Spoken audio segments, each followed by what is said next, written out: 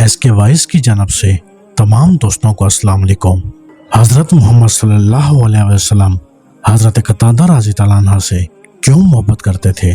غزوہ احد میں حضرت قتادہ رضی اللہ عنہ کا کیا کردار تھا؟ ان تمام سوالات کے جوابات اس ویڈیو میں بتاؤں گا۔ غزوہ احد کے دن اللہ کے رسول صلی اللہ علیہ وسلم نے انہیں ایک کمان عطا کی تھی۔ جب مسلمانوں کے پاؤں کھڑے تو یہ نبی کریم صلی اللہ علیہ وسلم کے سامنے ڈٹ کر کھڑے ہوئے اور دشمنوں پر اس کمان سے تیر چلانے لگے۔ انہوں نے اس روز اس کمان سے اتنے تیر چلائے کہ وہ تیر چلانے کے قابل نہ رہی، پھر بھی یہ برابر آپ صلی اللہ علیہ وسلم کا بچاؤ کرتے رہے۔ جب مشرکوں کی طرف کوئی تیر یا پتھر آتا تو یہ خود کو سامنے کر دیتے۔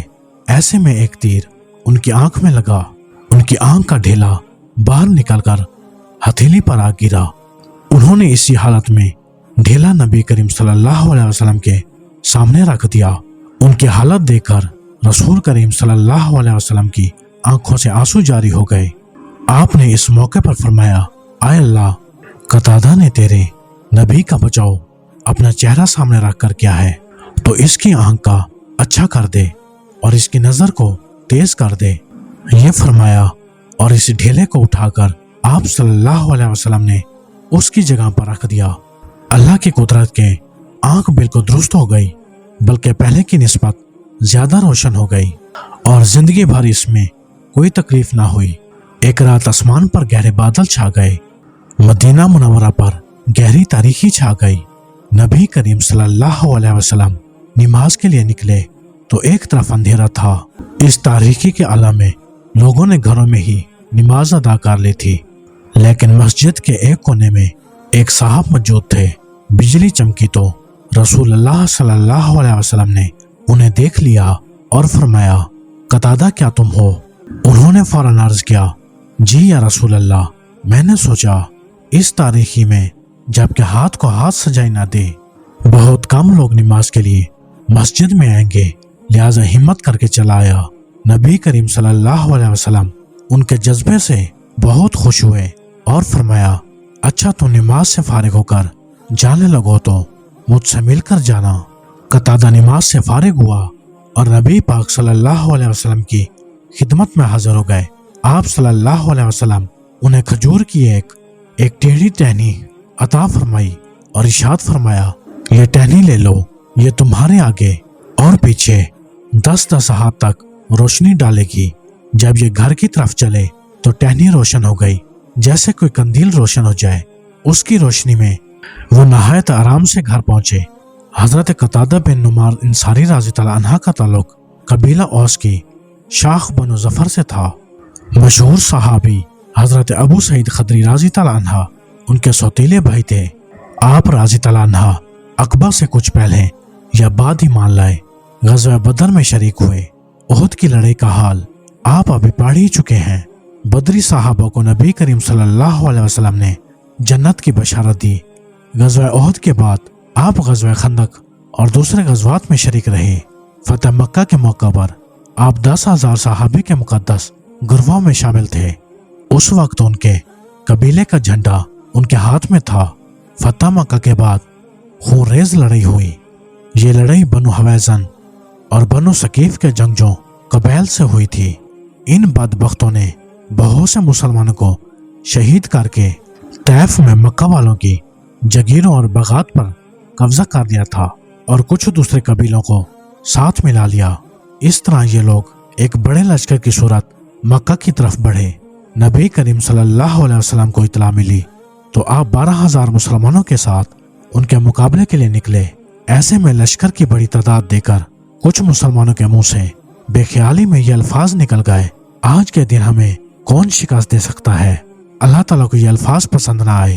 چنانچہ جو ہی اسلامی لشکر حنین کی وادی میں داخل ہوا، وادی کے دونوں طرف چھپے ہوئے دشمن نے ان پر تیروں کی بارش کر دی۔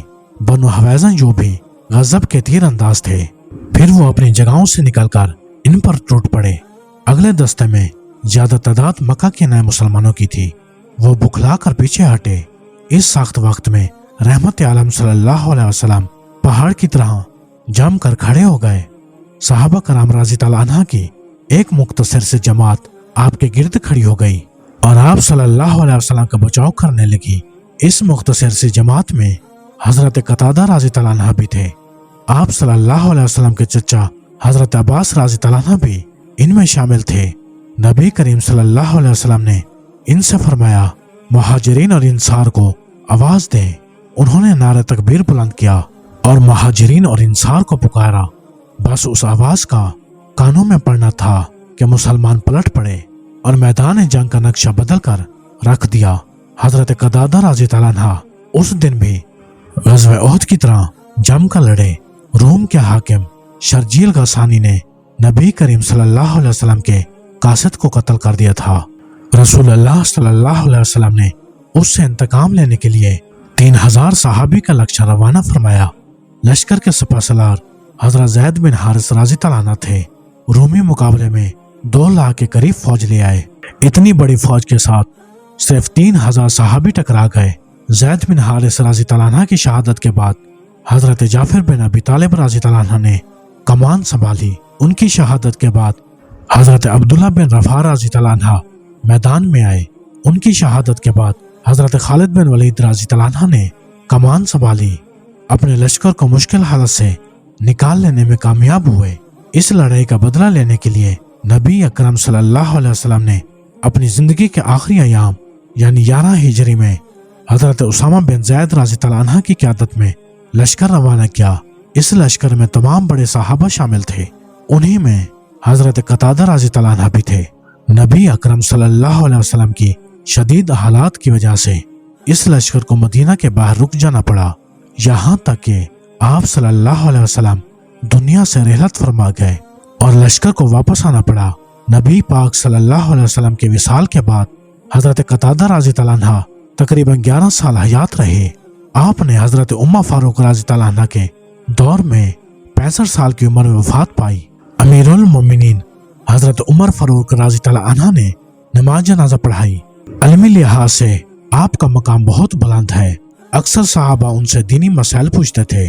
اللہ تعالیٰ کی ان پر بے شمار رحمتیں ہوں، آمین یا رب العالمین۔ میرے عزیز دوستو، آج کی ویڈیو میں بس اتنا ہی۔